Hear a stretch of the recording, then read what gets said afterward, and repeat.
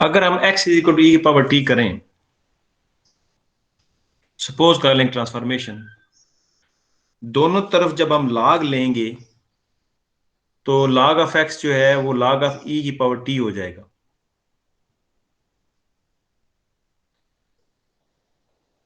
तो चूंकि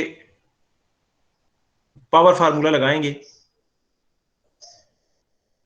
तो log ऑफ ई की पावर टी जो है वो टी log ऑफ ई बन जाएगा, और log ऑफ ई चूंकि 1 होता है, log एक्स जो है वो टी बन जाएगा। जब इसका डेरिवेटिव लेंगे, या इसका डेरिवेटिव लेंगे D x by D T, तो ई की पावर टी का डेरिवेटिव ई की पावर टी ही होता है। क्योंकि ई की पावर टी एक्स है, लिहाजा इसका मतलब D x by D T जो है वापस एक्स आ गया।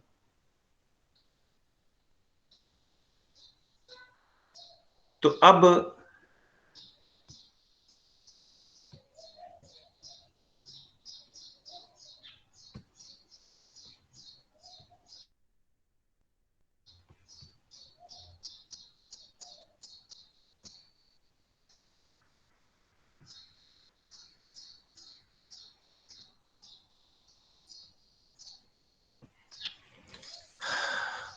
जो है ये, अगर डी बाई डी टी को यहां से आप देखिए मैं उलट करूं तो ये 1/x बन जाएगा। यानी फिर से देखिए, x इज इक्वल टू ई की पावर टी, log x जब दोनों तरफ लेंगे तो वो t आ जाएगा। इस x इज इक्वल टू ई की पावर टी का जब आप डेरिवेटिव लेंगे D x by D T, तो ई की पावर टी का ई की पावर टी ही होता है। क्योंकि ई की पावर टी x है, लिहाजा इसकी जगह आपने फिर आगे x रख दिया। इसका जब रेसिप्रोकल लेंगे तो फिर ये आ जाएगी। ये है एक काम। अब दूसरे नंबर पे आपने चेन रूल लगाना है। चेन रूल लगाएं D Y by D x, तो D Y by D X होगा D Y by D T into D T by D x.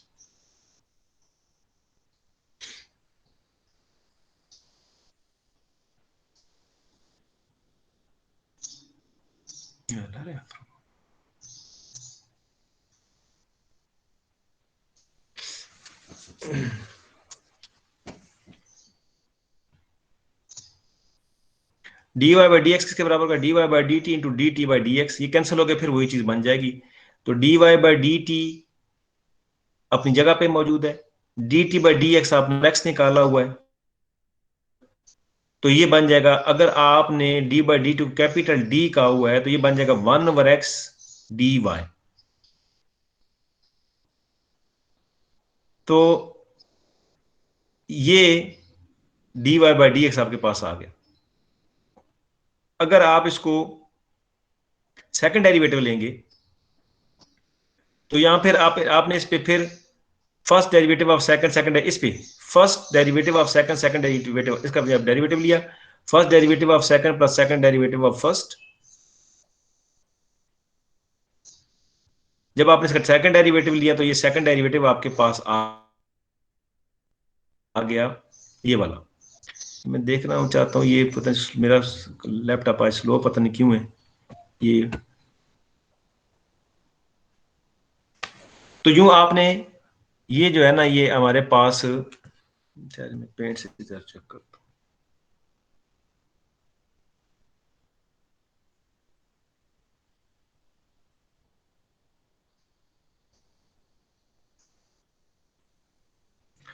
बहरहाल ये आपने सेकंड डेरिवेटिव लिया, इस तरह आपने ये थर्ड डेरिवेटिव लिया। तो आपको याद है कि ये जो आपकी काशी आले रखे उसमें, यहां से आप देखिए, ये यहां से फिर से देखिए, एक्स ई की power t d Y by D x, D Y by D t d T by D x cancel हो जाएगा। इसकी वैल्यू यहां रख दी 1/x, तो एक्स डी वाई, तो ये एक्स डी वाई है, ये आपके पास ये बन जाएगा। इस एक्स को उधर मल्टीप्लाई कर दें, दोनों तरफ से वाई कैंसिल कर दें, तो एक्स डी जो है ना वो डी बाई डी टी के बराबर आएगा।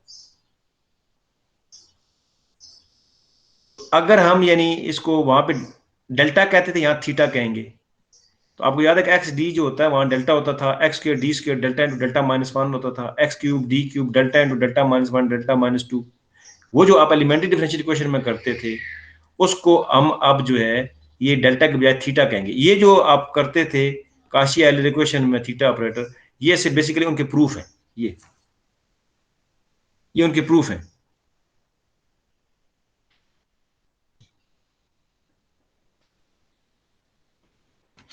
यानी ये जो आप करते थे,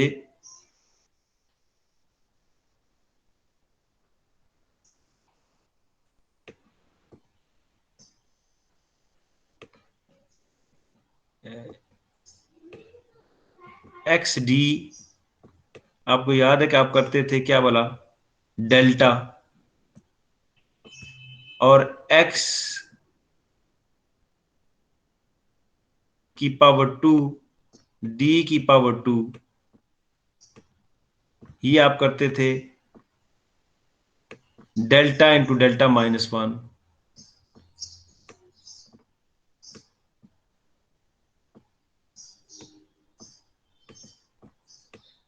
इसी तरह एक्स क्यूब डी क्यूब क्या हो जाएगा, डेल्टा इंटू डेल्टा -1 डेल्टा -2।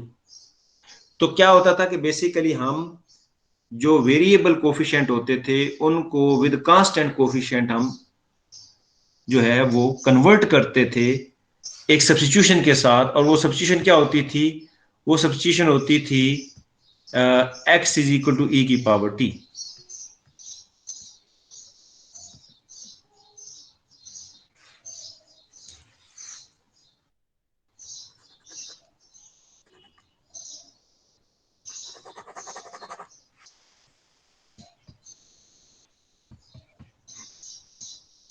तो ये वो सब्स्टिट्यूशन होती है, एक्स इक्वल टी की power T, log of x T हो जाएगा, D x by D T की पावर टी हो जाएगा। और चूंकि ई की पावर टी एक्स है, लादा वापस की जगह रख दिया, इसका रेसिप्रोकल लिया, तो ये हमने पहले निकाल के रख लिया, क्योंकि अब हम चेन रूल लगाएंगे जब, तो D Y by D x D Y by D T into D T by D x, d T by D x की वैल्यू जो है वो 1/x है, उसकी वैल्यू यहाँ पे डाल दी। इस x को मल्टीप्लाई करें दोनों तरफ से, आप ये y y कैंसिल करें तो x d जो होगा वो डेल्टा के बराबर आ जाएगा। इसी तरह ये दूसरा प्रूफ है, ये तीसरा प्रूफ है। तो इस तरह ये इसके प्रूफ है बेसिकली। तो जिसको हम वहां पे d कहते थे, अब हम उसको थीटा कहेंगे। यानी ये जो इक्वेशंस हैं इनको आपने, यानी काशी आयलर इक्वेशन को कन्वर्ट करना, ये आप थीटा प्लेट के साथ देखेंगे। अच्छा, अब ये दरमियान में सारा कुछ आपने पढ़ना है। मैं इसकी समरी पे जाऊंगा क्योंकि मेरी समरी जो है मेरे काम की है। आपने ये समरी जो है ना इसको लिख लेना है साथ, मैं आपको एक्सप्लेन करता चला जाऊंगा, आपने इसको लिख लेना है यहाँ से। ये जो समरी जहां से आएगी ना, यहां से आप लोगों ने पढ़ना है और उसको लिखना है। ये आप मेरे साथ यहां से चलेंगे। आप लोग मुझे सुन रहे हैं? Yes sir. यहां से अब आप लोगों ने कागज पेंसिल लेकर ना लिखना है। ये वैसे तो यहाँ पे मौजूद है, लेकिन आप हिंट्स के तौर पे से लिखेंगे। ये पूरी जो डिस्कशन थी की जो समरी है ना, वो मैंने आखिर में लिखी है। इसको जब हम इस्तेमाल करेंगे आगे सवालों के अंदर, तो फिर ये जो पिछली सारी की सारी थ्योरी है ना, ये सारी की सारी ये आपको समझ आ जाएगी। ये सारी की सारी जो थ्योरी है,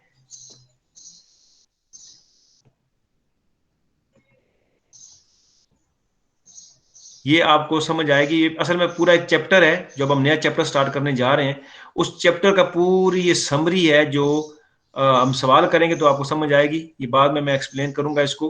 अब आपने सिर्फ ये इस चीज को एक दफा गौर से देखना है, ये वाली, ये जो यहाँ समरी लिखी हुई, ये वाली। हमारे पास एक इक्वेशन है, सेकंड ऑर्डर इक्वेशन। इस इक्वेशन को लिख लें। हमारे पास इक्वेशन है सेकंड ऑर्डर, इसको लिख लें। y double prime plus p of x y prime plus q y is equal to 0। इसको आप लिख लीजिए।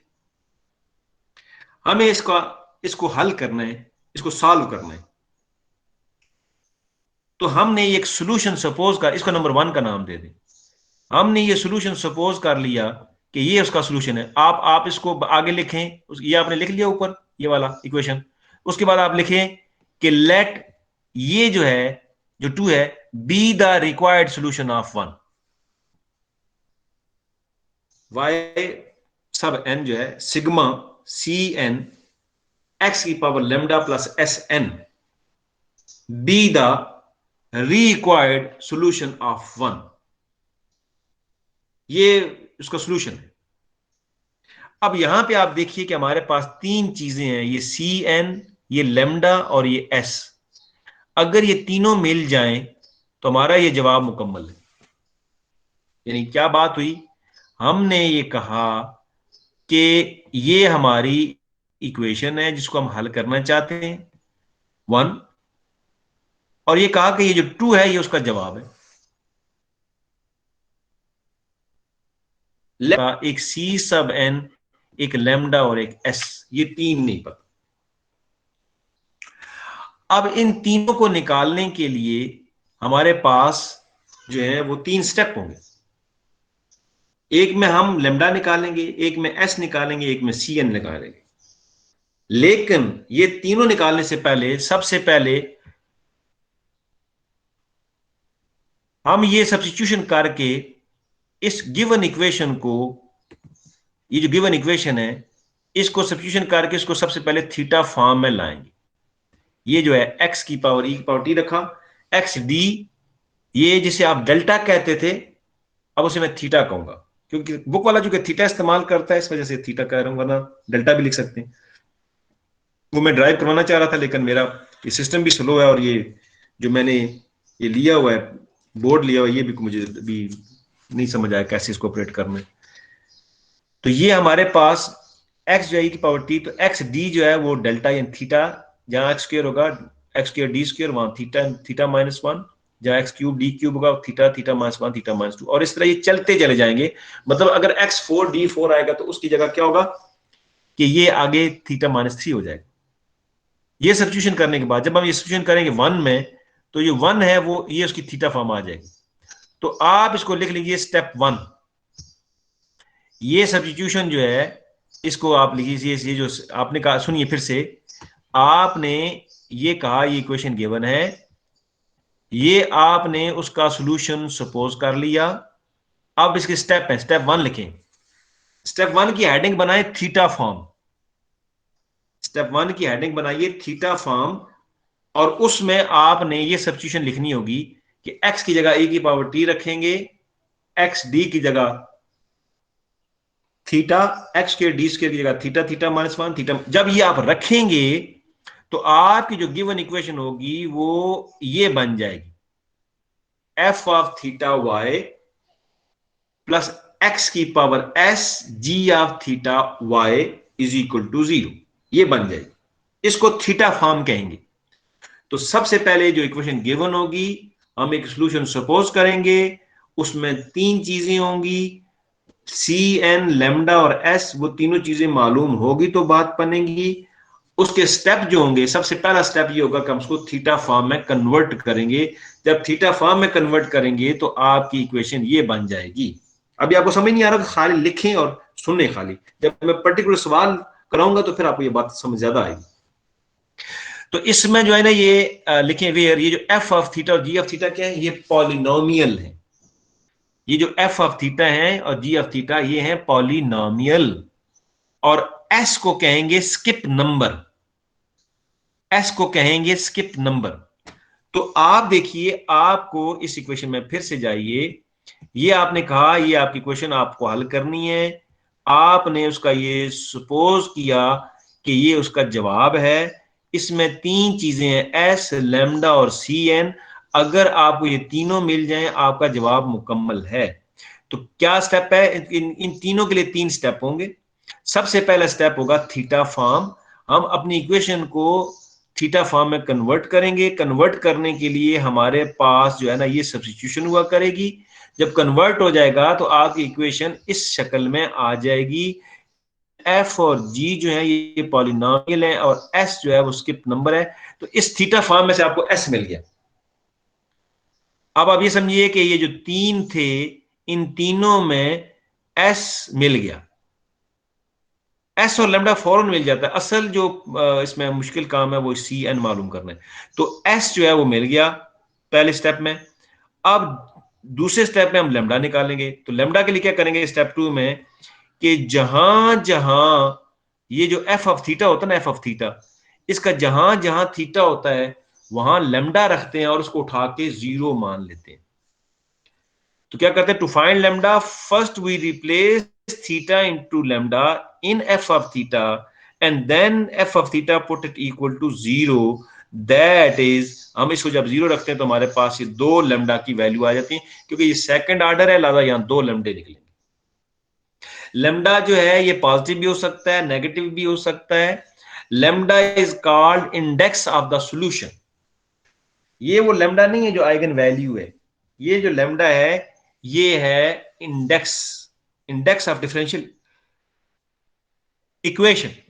तो यहां पे अब ये एस भी आ गया और लेमडा भी आ गया। अब यहां लेमडा के 3 केस बनेंगे कि जब लेमडा जो होगा वो ग्रेटर देन, यानी लेमडा की, बल्कि समझे कि इसको 2 मेन केस बना लेते हैं। एक बना लेते हैं जब अनइक्वल इंडेक्सेस हो, यानी इसको इंडेक्स है ना, तो इंडेक्स से इंडेक्सेस कहते हैं, इसलिए इस इक्वेशन को इंडिशियल इक्वेशन कहते हैं। तो स्टेप 2 के हेडिंग बना लें इंडिशियल इक्वेशन, INDICIAL, इंडिश, ये लिखा हुआ नीचे, ये लिखा हुआ है, this is called indicial equation, index से इंडिसेस। तो पहला स्टेप क्या हुआ, थीटा फॉर्म। थीटा फॉर्म के लिए एक्स इक्वल की पावर टी सेंगे, उसमें जहां एक्स डी होगा वहां थीटा चला जाएगा, एक्स की डी स्क्वायर की जगह थीटा इंटू थीटा माइनस 1 चला जाएगा। इस तरह कन्वर्ट करेंगे, थीटा फॉर्म आएगी, उससे आपको एफ मिलेगा, जी मिलेगा और एस मिलेगा। एस को कहते हैं स्किप नंबर।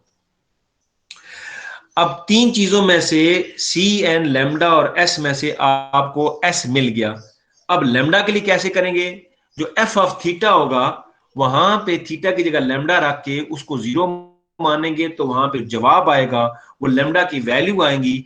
तो जो सबसे बड़ा होगा उसे लेमडा 1 कहेंगे, जो उससे छोटा होगा उसे लेमडा 2 कहेंगे, इस तरह लेमडा 3 कहेंगे।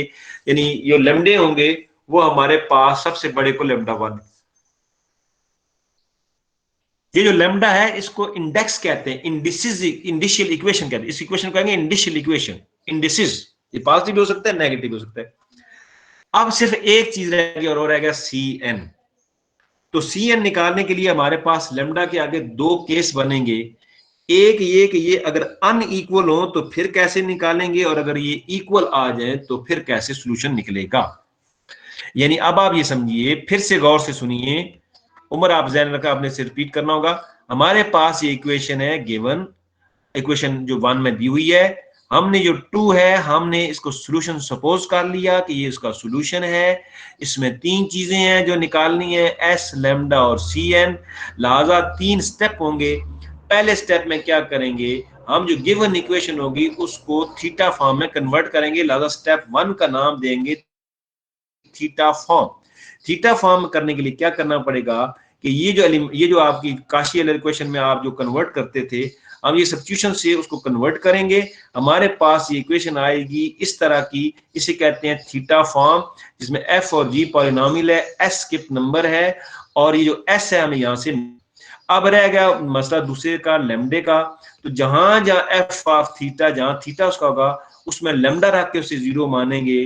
तो इस इक्वेशन को कहते हैं इंडिशियल इक्वेशन। इसमें से जो वैल्यू निकलेंगी उसको इंडेक्स ऑफ डिफरेंशियल इक्वेशन कहते हैं, वो लेमडा की वैल्यू निकलेंगी। अब यहां तक तो आ गया आपके पास एस बी और लेमडा बी।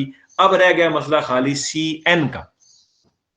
तो सी एन पे जाने से पहले फिर क्या होगा कि हमारा जो तीसरा केस होगा, स्टेप 3 होगा, उस स्टेप 3 में आ, हम इसे कहते हैं रेकरेंस रिलेशन। यानी सी एन निकालने के लिए हम क्या करते हैं, यहाँ लेमडा के केस बना लेते हैं कि लेमडा अगर इक्वल होगा तो क्या होगा, अगर अनइक्वल होगा तो क्या होगा। तो यहां से अब हम आते हैं कि हमारे पास ये जो स्टेप 3 है इसको कहते हैं टू टर्म्स रेकरेंस रिलेशन। ये रेकरेंस के पहले लिखिए नीचे, RECU RRENCE, रेकरेंस रिलेशन। अभी ये इसको आपने लिख लेना है। ये जो शुरू वाले लेक्चर में ये इसको डिराइव कराया, ये जो मैं अभी मिसाल के तौर पे आपको ये कह रहा हूं कि जी ये है थीटा फॉर्म, ये है two terms recurrence relation, two term recurrence relation, इसकी मदद से हम सी एन निकालेंगे। तो इनको डिराइव कैसे किया, ये कहां से आई, इनके लिए ये जो शुरू की थ्योरी दी हुई है ना, ये इनसे, ये शुरू वाली थ्योरी बेसिकली इनमें से क्या है कि ये आती कहां से है। ये थ्योरी की थ्योरी आपको दी हुई है, आप इसको पढ़िएगा तो फिर ये आपको अंदाजा हो जाएगा। अभी आपने सिर्फ ये समरी से हमने स्टार्ट किया, जो हमारी याद रखने वाली बातें हैं। इक्वेशन है जो 1 में है, टू उसका सोल्यूशन सपोज किया, तीन चीजें इसमें एस लेमडा और सी एन निकालना। सबसे पहले स्टेप वन में थीटा फॉर्म होगी, ये सब्स्टिट्यूशन करेंगे, इससे हमारे पास इक्वेशन आ जाएगी इस तरह की। इसमें एफ और जी पॉलिनोमियल है, एस स्किप नंबर है, एस यहां से फौरन मिल गया। लेमडा के लिए जो एफ ऑफ थीटा है, थीटा की जगह लेमडा रख जीरो मानेंगे, इसे इंडिशियल इक्वेशंस कहते हैं। इंडिसेस निकलते हैं, ये पॉजिटिव भी हो सकते हैं, नेगेटिव भी हो सकते हैं। बड़ी वैल्यू को लेमडा वन कहेंगे, छोटी वैल्यू को लेमडा टू कहेंगे। उसके बाद तीसरे स्टेप में सी एन के लिए हम लिखेंगे ये टू टर्म्स रेकरेंस रिलेशन। तो पहले स्टेप की हेडिंग बनी थीटा फॉर्म, दूसरे स्टेप की हेडिंग बनी इंडिशियल इक्वेशन, तीसरे स्टेप की हेडिंग बनी टू टर्म्स रेकरेंस रिलेशन। तो ये जो है हमारे पास, इसमें एस हमें पता है, लेमडा हमें पता है, एफ भी पता है, जी भी पता है, हमें यहां से क्या करना पड़ेगा, सी एन निकालना पड़ेगा। अब इस सी एन निकालने के लिए हमारे पास केस बनेंगे कि अगर अनइक्वल इंडिसेस हो तो फिर क्या होगा, और अगर इक्वल इंडिसेस हो तो ये सी एन कैसे निकलेगा। अगर अनइक्वल इंडिसेस हो तो आपने एक छोटा सा पहले टेस्ट करना होगा, क्योंकि इसके दो, ये समझिए कि ये हमारे पास दो जो है ना, अनइक्वल और इक्वल, अनइक्वल और इक्वल दो केस है सी एन की। इसके आगे फर्दर इसके अंदर केस बन जाएंगे। कैसे? इसके लिए जब आप देखेंगे अनइक्वल है, मतलब केस है वन, अनइक्वल है, तो आपने इस छोटे टेस्ट, ये जो टेस्ट लिखा हुआ है lambda one minus lambda two, है कि एम कहीं इंटीजर तो नहीं है, ये 0 1 2 3 4 5 ये तो नहीं है। अगर इंटीजर ना हो तो दोनों इंडिपेंडेंट सॉल्यूशन आसानी से निकाले जा सकते हैं, और उन दोनों सॉल्यूशन में जो आर्बिट्रेरी कांस्टेंट होता है सी नॉट, उसको वन रखा जाता है। ये मैं भी सिर्फ बोल रहा हूं, आप सुनेंगे खाली। यानी अगर अनइक्वल हो, अनइक्वल में क्या होगा कि हम ये छोटा सा ये टेस्ट करेंगे, और इसमें से हम देखेंगे कि ये जो m है ये इंटीजर तो नहीं है। अगर इंटीजर ना हो तो दो इंडिपेंडेंट सॉल्यूशन y1 y2, ये दोनों इंडिपेंडेंट सॉल्यूशन आसानी से निकाल सकते हैं। और इसमें हम क्या करते हैं कि सी नॉट को हम वन, वैसे सी नॉट कोई भी आर्बिट्रेरी कांस्टेंट है, लेकिन हम सहूलत के लिए वन लिख लेते हैं। ये केस वन। दूसरा केस ये हुआ कि अगर वो अनइक्वल है, लेकिन वो टेस्ट ये कहता है कि वो m इंटीजर निकल आया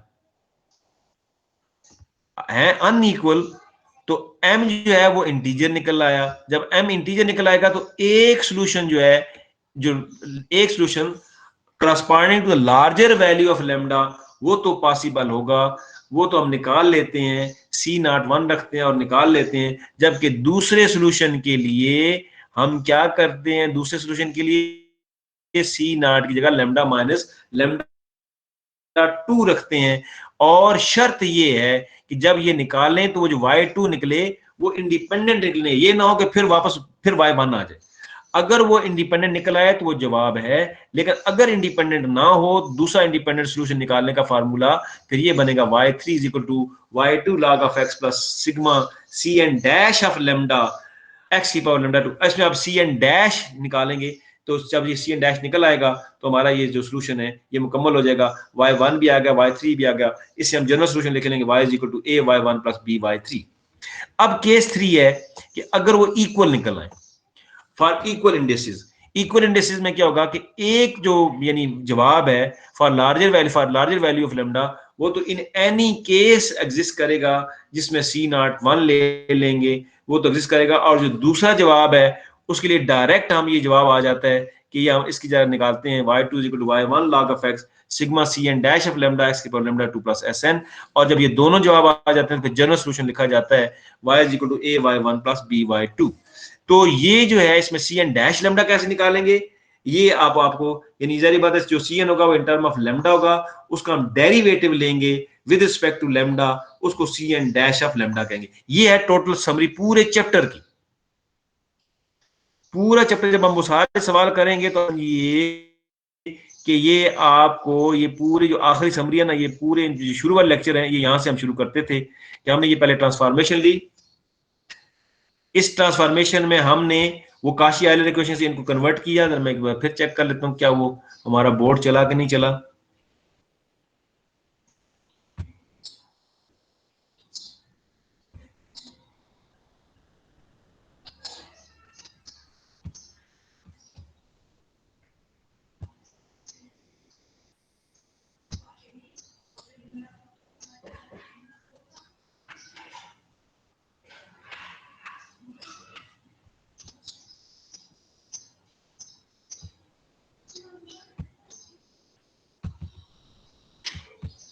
जी मुझे लगता है इसका मसला ही, मैं चेक करूंगा। अच्छा जी, उमर आप सुन रहे हैं? Yes sir. यहां से जरा इसको एक्सप्लेन करें, यहां से पहले इसको एक्सप्लेन करें, ये क्या चीज है भला? सर ये हमने वही जो पहले भी सब्स्टिट्यूशन की थी काशियल इक्वेशन में, सबसे पहले हम एक्स को ई टी लेट करेंगे। आप लोगों ने काशी वाली इक्वेशन पढ़ी थी, और ये जो ट्रांसफॉर्मेशन की थी, एक्स एक्स डी की जगह डेल्टा रखते हैं, और एक्स की और डी की जगह डेल्टा डेल्टा माइनस वन रखते हैं, ये किया था आप ये लोगों सर ने? ये सर की थी हमने। अच्छा, अब हम समझे कि एमएससी लेवल पे आके उसको डेल्टा के बजाय थीटा कहेंगे, चीज वही होगी लेकिन थीटा कहेंगे। ये उसके प्रूफ हैं।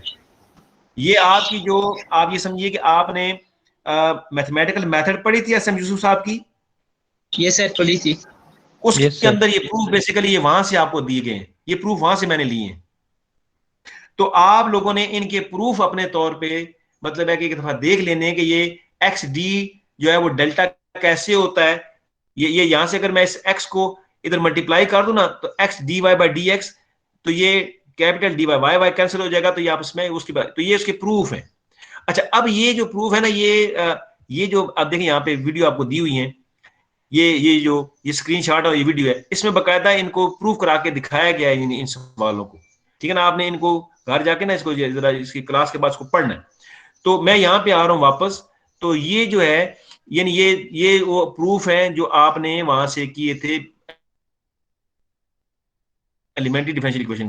तो ये प्रूफ है, इनमें से ये जो चीजें हम डिराइव कर रहे हैं, इसकी मैंने समरी बनाई, इसकी समरी बनाई आखिर में, जिससे हम नेक्स्ट क्लास में सवालों को यानी हम जब करेंगे तो ये बात समझ आ जाएगी। ये उसकी प्रूफ है, ताकि आप एक दफा इनको देख लेंगे, जब एंड हो जाएगा तो फिर आपको ये समरी समझ आएगी। अब यहाँ समरी पे आ जाइए कि ये यहां से स्टार्ट कीजिए जरा। ये सर। जी, सर ये फर्स्ट तो क्वेश्चन हमारे लिखा हुआ, पास है। और आपने जो लिखा, और अगर किसी ने पहले नहीं लिखा हुआ तो अभी साथ लिखना शुरू कर दे। जी सर ये क्वेश्चन है, लेट हम इसे करते हैं। ये क्वेश्चन है y double prime p x y prime into q of y is equal to 0। तो हम सर ये जो सेकंड क्वेश्चन है ये लेट करते हैं कि ये इसका सोल्यूशन है क्वेश्चन नंबर 1 का। और क्वेश्चन नंबर 2 सर ये जो लिखी हुई है सर, अगर यहाँ पर हमें 3 चीजें फाइंड जी करनी है। एक हमें सी एन फाइंड करना है, एक हमें लैम्डा करना है, और एक हमें एस फाइंड करना है। तो सर सबसे पहले ठीक हम है। स्टेप ये करेंगे, थीटा फॉर्म स्टेप जो है सर वो करेंगे। उसमें हम क्या करेंगे, जो हमने सब्स्टिट्यूशन की थी पहले काशी में, उसी स्टेप वन की हेडिंग क्या है? Theta theta form. Form. Yes जी सर। और सर वहाँ पर हमने जैसे की थी सब्स्टिट्यूशन काशी में, लेकिन यहाँ पर सर हम थीटा फॉर्म में है, तो यहाँ पर उसकी जगह डेल्टा की जगह हम थीटा रखेंगे। यहाँ पर हम लेट ठीक है। X is equal to e t, x d जो है वो थीटा हो जाएगा, एक्स के d square theta into theta minus 1 हो जाएगा, x cube into d cube theta into theta minus 1 theta minus 2 हो जाएगा। सर इसे हम अच्छा, जब अब हम ये बताइए कि अगर x4 d4 होगा तो वो क्या बनेगा? सर वो theta theta minus 1 theta minus 2 theta minus 3 बन जाएगा। अच्छा, अब ये देखिए कि ये 3 है ना, ये 3 है तो ये 2 तक जाएगा, यानी एक कम तक जाता है तो 1 तक जाएगा। अगर 4 होगा, x4 d4 होगा तो वो 3 तक जाएगा। और अगर x10 d10 होगा तो वो कहां तक जाएगा? सर वो 9 तक जाएगा। 9 तक जाएगा। ये सो ऑन लिख दिया।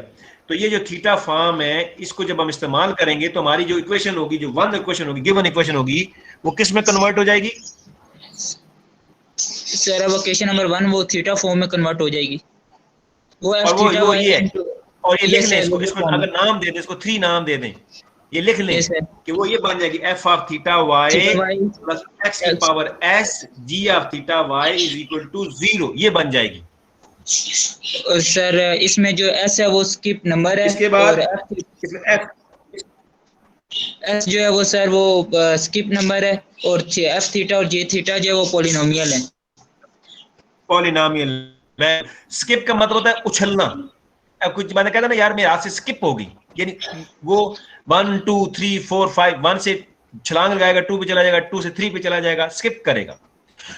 तो इसमें जो है, यहां से जो हमें क्या जहन में रखें कि हमने 3 चीजें मालूम करें, और 3 चीजें कौन सी हैं? सर एस है, सी एन है, और लैम्डा है। तो इस जो पहला स्टेप है, जो थीटा फॉर्म है, उसमें से आपको क्या मिल गया? एस मिला है सर। अब दूसरा स्टेप होगा, उसकी क्या हेडिंग थी? सर उसकी हेडिंग थी इंडिशियल इक्वेशन। इंडिशियल इक्वेशन। अब वो इंडिशियल इक्वेशन बनानी कैसे होती है बताइए। सर वो हमने सबसे पहले हमारे पास मौजूद होता है एफ थीटा, वहाँ पर हमें थीटा की जगह लैम्डा रखना पड़ेगा और उसे एफ लैम्डा को वो हम इक्वल पुट कर देंगे जीरो के। हाँ ये देखो लिखा हुआ to find lambda first we replace theta into lambda, किसमें, एफ ऑफ थीटा में, and then f of theta put it equal to zero. तो हमारे पास इससे हमें लेमडा मिल जाएगा। इस लेमडा का नाम क्या है? सर ये इंडिशियल नहीं sir, index of solution, index sir differential equation भी कहते हैं sir. Index of differential equation है। और ये जो f of lambda is equal to zero होता है इसको कहते हैं इंडिशियल इक्वेशन, इंडिसेस। और सर जो और लेमडा अगर की वैल्यू आएंगी उसमें से जो सबसे बड़ा होगा उसे क्या कहेंगे? लैम्डा वन कहेंगे सर, और छोटे को लेमडा टू कहेंगे। लैम्डा टू कहेंगे सर। ये दो क्यों आए? इसलिए हमारे पास सेकंड ऑर्डर डिफरेंशियल इक्वेशन है, लिहाजा हमेशा ये लेमडे जो है वो दो आते हैं। सर ये इसको फिर पॉजिटिव भी हो आगे। सकता है, ये नेगेटिव भी हो सकता है। ये सर। अब आप देखेंगे आपको एस पी मिल गया। अभी हम खाली बातें कर रहे हैं, यानी एक थ्योरी जो है ना डेवलप कर रहे हैं। जब सवाल करेंगे तो ये बात ज्यादा समझ आ जाएगी। हम एक जहन में खाका बना रहे हैं, खाका बना रहे हैं कि ये इस तरह होगा, ठीक है ना। तो यहां पे हमें एस मिल गया पहले स्टेप में से, थीटा फॉर्म में से। दूसरे स्टेप में से लेमडा मिल गया, और वो पॉजिटिव नेगेटिव भी हो सकता है। दूसरे स्टेप को इंडिशियल इक्वेशन कहेंगे। और अब रह गया मसला सी एन का, इसलिए इसके लिए ये सर तीसरा स्टेप जाएगा। और तीसरे स्टेप का नाम क्या है? Two term recurrence relation. Two terms recurrence relation. और उसको स्टैंडर्ड फॉर्म क्या लिखे जाते हैं, कैसे लिखते हैं? सर ये लिखिए सी एन की f lambda n j into lambda s n minus C n minus one equal to zero. Sir ये उसकी। इसमें एस भी आपको मिल गया, ये सर एस भी मिल गया लेमडा भी और मिल गया, लैम्डा भी मिल गया। एफ और जी पॉलिनोमियल है वो भी आपके पास आ गई। अब ये यहां सर। सी एन निकालने के लिए तीन केस बनेंगे। ये सर। कौन से तीन केस बनेंगे? कि अगर सर एक। अनइक्वल है, सर एक इंडिसेज में है, अनइक्वल है। सर और उसमें अगर एम, अगर अनइक्वल है और एम इंटीजर नहीं है। ये तीन सर केस उसके आप, सबसे। क्या तीन केस होंगे सुन लीजिए। केस वन क्या होगा कि अनइक्वल है और एम इंटीजर नहीं है, तो फिर प्रोसेस क्या होगा सी एन निकालने का। केस टू, अनइक्वल है लेकिन एम इंटीजर निकल आया है, तो फिर सी एन निकालने का प्रोसीजर क्या होगा। और नंबर थ्री, कि वो इक्वल आ गए, उसमें फिर एम का कोई नहीं होता, एम इंटीजर है कि नहीं है। तो तीन केस कौन से हो जाएंगे? पहला केस कौन सा हो जाएगा?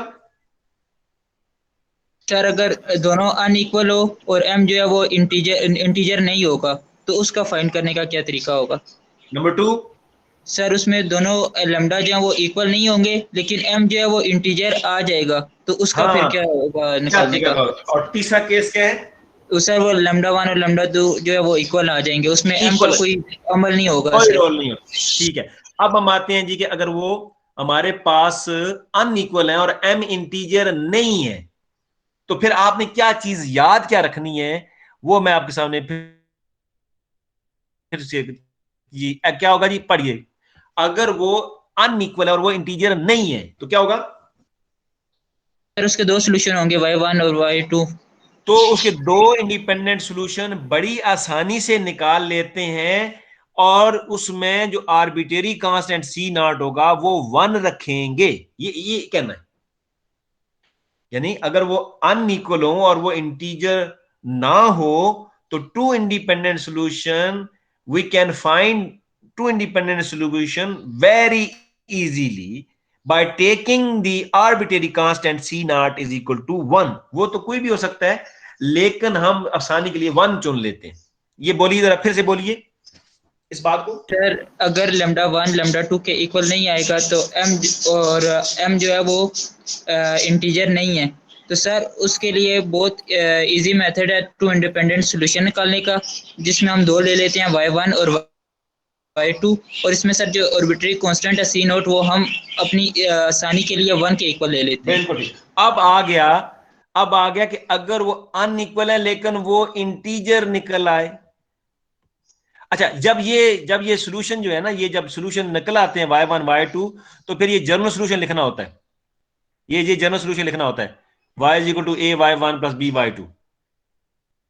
अब दूसरा केस है कि वो क्या है, अगर अनइक्वल है और वो इंटीजर निकल आए, तो फिर for larger value of lambda one independent solution always exist in any case. एक तो फौरन निकल आता है, लार्जर वैल्यू लेमडा का निकल आता है, सी नॉट को वन रखने से आ जाता है, जबकि दूसरे के लिए हम सी नॉट को लेमडा माइनस लेमडा टू रखते हैं with this constraint, with this condition that y2 should not be depend on y1।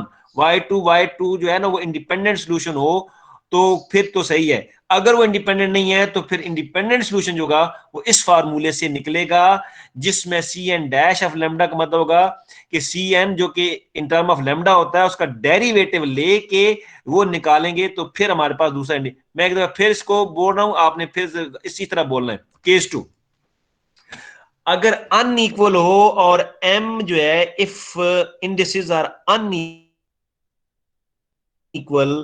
But m is also an integer, then one independent solution corresponding to the larger value of lambda always exists। For smaller value of lambda we choose c naught is equal to lambda minus lambda 2।